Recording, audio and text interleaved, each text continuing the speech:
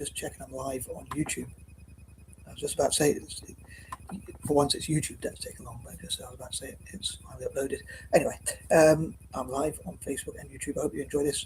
And here are my plans for empowering Asia on Mondays. I was going to say Tuesdays then. On Mondays, I just focus on specific things for each day.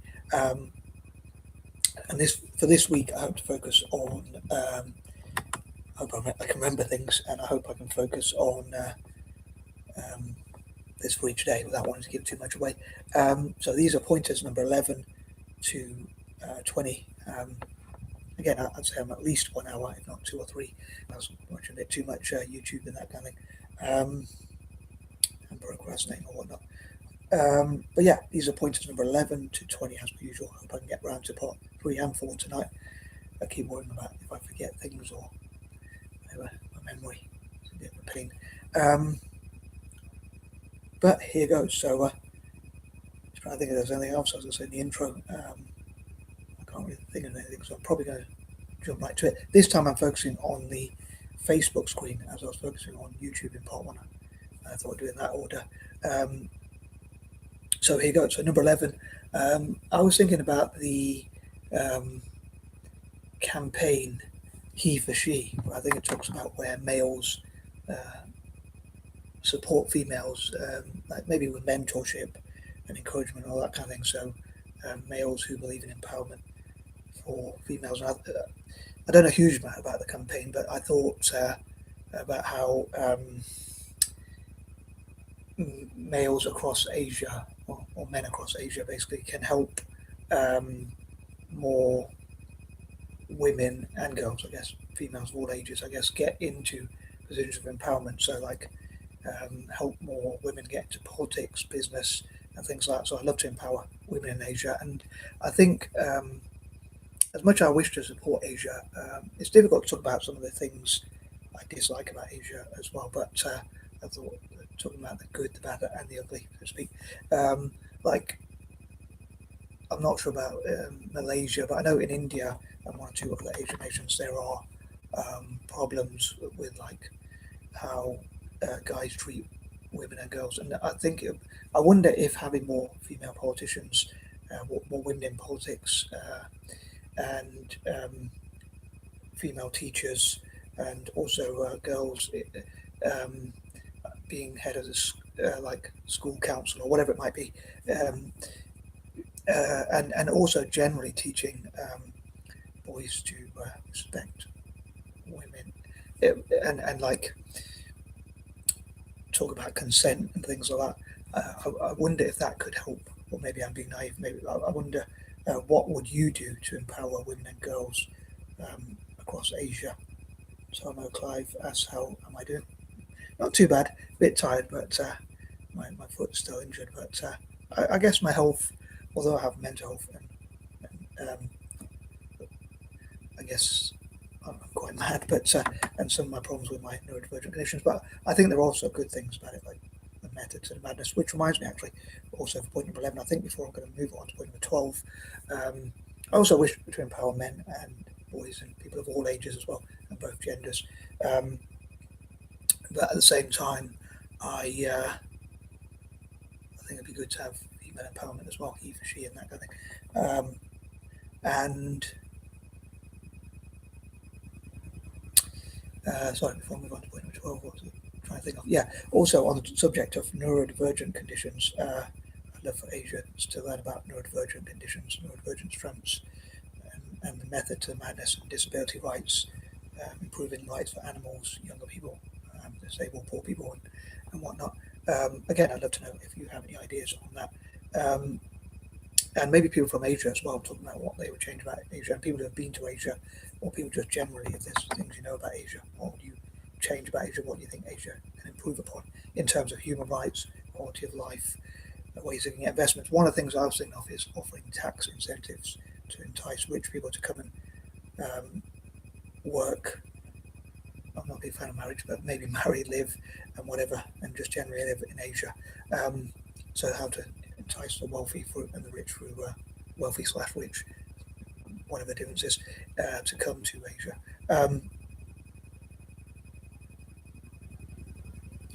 Thanks again, Clive. Yeah, I was wondering. I didn't notice the name, but yeah, hope you're doing well. Yes, we went to school together a long time ago. Um, but yeah, I'd love to know your tips, and I'm going to move on and any advice and suggestions you have. And moving on to point number 12, I think mentorship and being role models, mentors and whatnot, mentors and encouraging mentees. So people from Asia, encouraging yeah, mentoring people in business and even I talked about in part one, I talked about things that begin with M for Mondays, so I was thinking of movie producers, directors, and musicians and people like that, mentoring others and basically passing on information to teach other people how to improve their life and pass on knowledge and information, basically doing whatever a mentor does. As far as I'm aware, a mentor is, I guess, kind of like a teacher and a trainer, that kind of thing. Probably a bit more deeper than that, so to speak. But yeah, I'd love to, as I talked about in part one, point number 8, I said about mentorship. Um, sorry, I talked about what Asians are proud of, not in an arrogant way, hopefully, but proud without arrogance. But what makes them proud to be Asian, and that kind of thing, I'd love to know. And even those from the diaspora as well, although I'm mainly focused on the continent of Asia. One of the things I was thinking about is again, going on alliteration is a focus on Malaysia, but I was thinking of even making a video like this on Malaysia specifically on Monday, one Monday in June. But then I thought, I'm not sure if I will or not, because I don't want to. I know I do have a habit of repeating things, but I didn't want to repeat too much of what I like. What's in this video, for instance. I'll have to think about. I might talk about something else, but um, so, Asia generally. But with Malaysia, I think they could host events, just like I'd love for Central Asia to host. I'd love for the main nations, which would host events for an Asian alliance, to be Malaysia and Central Asian nations as well. Um, but yeah, on that note, also it reminds me of a thought I had, which is an idea I had, which is how can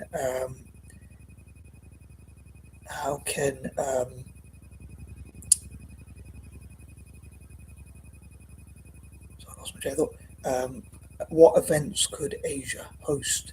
Which I hope to come to, but events for business people, entrepreneurs, whatever differences, and different organisations. I may have talked about that before in part one. I'm not sure. I'm sure I've talked about it in the past, but yeah, I wonder what events Asia could host. I may have briefly touched on it in part one, and even people bringing people from the diaspora together in Asia. But moving on to point number 13, again, what are the things that Asia could change? What could they improve upon? What should they do less of? What should they do more of? What could they improve generally? What's some of the negative things, challenges that they could address, and that kind of thing. Also, I think about Asians making horror movies, thrillers, basically scary videos, movies, things on YouTube, reaction videos, scary creepypastas, as they call them nowadays, urban legends, and that kind of thing, from across Asia. Um, and also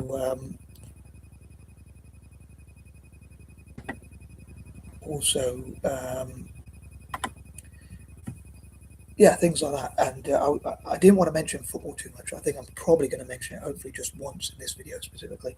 um, I'll see how it goes. I'll try to only mention it once, because I want to focus on other things and focus on football on Fridays, Saturday, and Sunday, like soccer Saturdays and soccer Sundays, and that kind of thing, without giving too much away again. But I'm hoping to make a video on football on Friday, more generally as well. Hopefully, I'll have some sort of link with Asia as well with that one. But um, as I said in part one, I'd love for teams like AC Monza, Inter Milan, AC Milan, Roma, and Italian football teams generally to have tournaments, footy tournaments, 20s, leagues, cups, and things like that, and that kind of thing, with Asian nations hosting them in Italy and going to Asia whenever possible, especially at youth level, like schools, parks, youth teams, and that kind of thing. And also,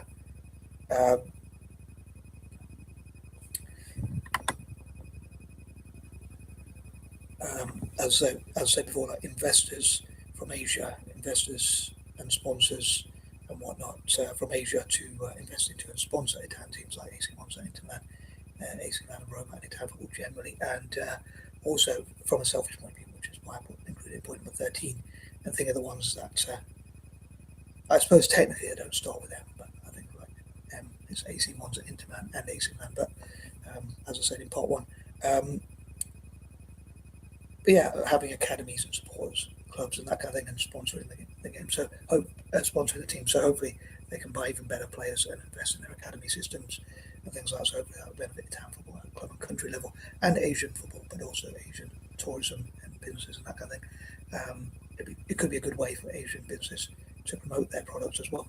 Number 14. On that note, I'd love for Asian nations to work together to improve each other's businesses, solve problems with business, science, and things like that.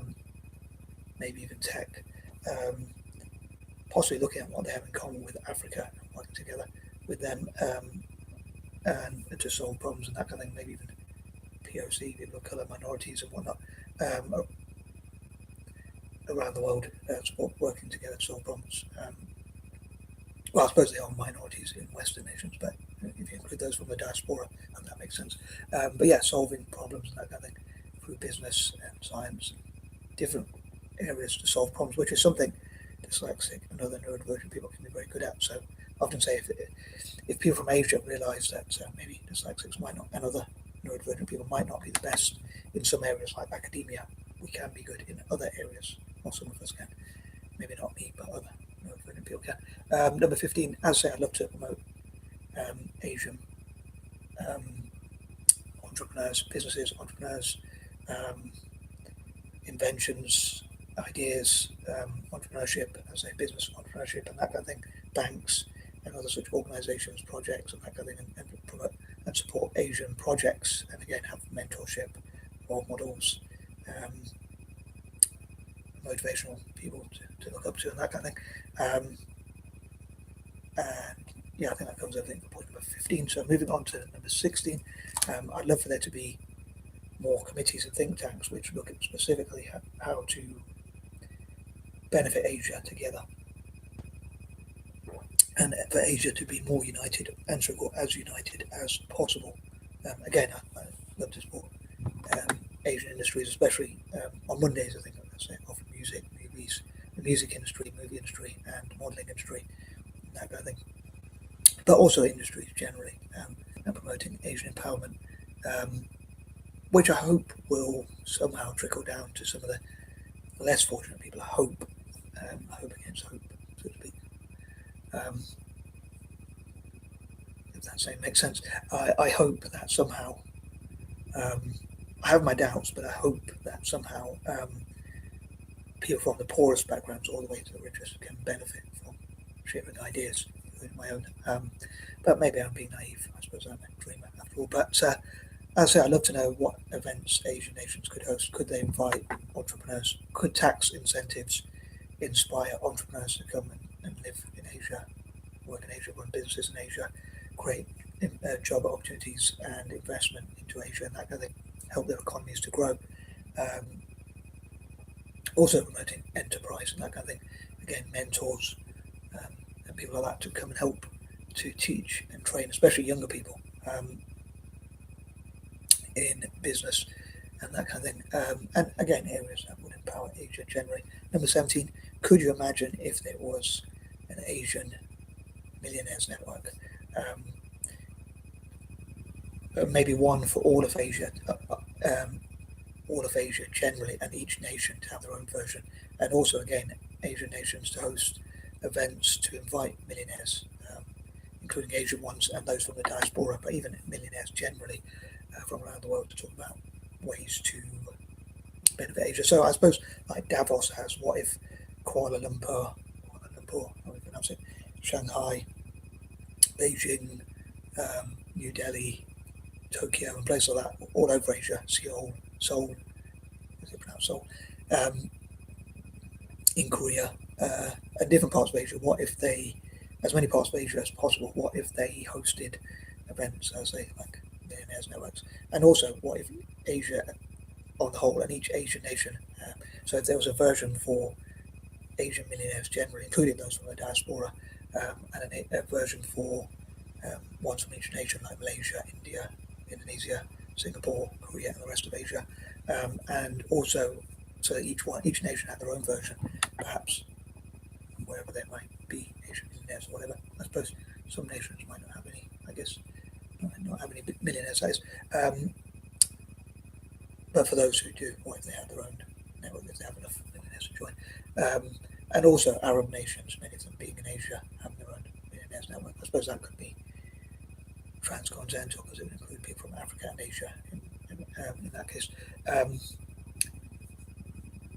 And also, if there was a version for billionaires as well, again, wherever they might be, billionaires like China and India, a place like that.